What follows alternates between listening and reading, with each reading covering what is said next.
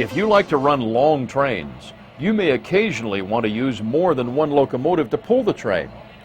You can set up multiple unit lash-ups, or in steam terms, a double or triple header, and operate all the locomotives in the lash-up together as one locomotive. To build a lash-up, first make sure that all the engines you plan to use are in the remote you're going to use. Then make sure they're all in the active engine list. If the engines are on the track and powered up, pressing the read button will automatically move all of them to the active engine list. Now, if you're getting really good at running your engines with DCS, you could actually couple the engines together before you build the lash-up. This is how a real railroad builds a lash-up. The locomotives are coupled together one at a time. Cables and hoses are connected between them, creating the multiple unit lash-up. Once you have all your locomotives coupled together, press Menu and scroll to the Advanced menu. The first thing in the list is Create Lash-up. Press the thumb wheel to select it. Now you'll see this menu where you can add or delete engines in a lash-up.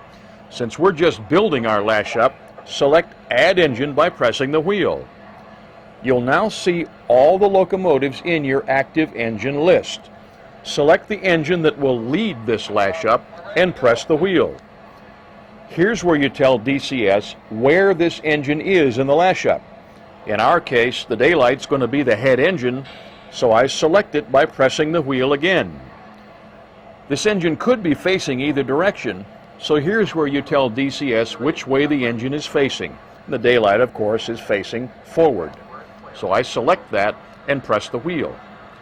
The remote takes me back to the Add Engine menu so I can add another engine to this lash-up. Just press the wheel, select the engine, and press the wheel again.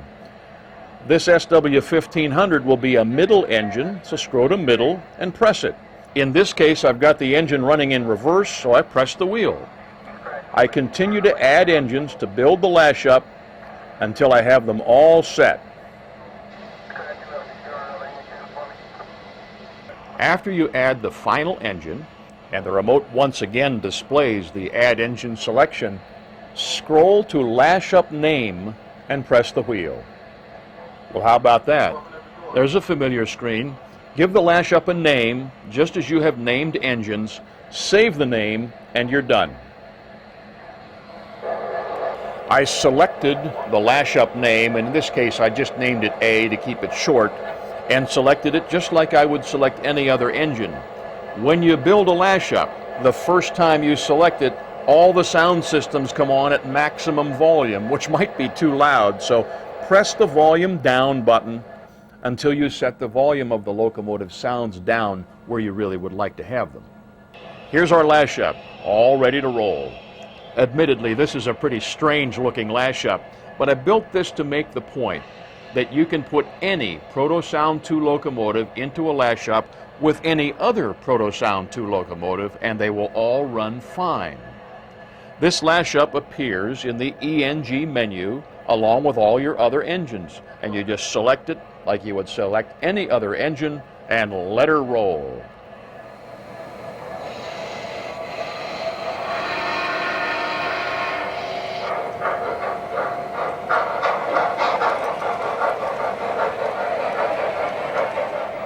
DCS even sets the sounds and the lights so that they work correctly in a lash-up. The headlights are lit on the front and rear locomotives only, and they change with direction.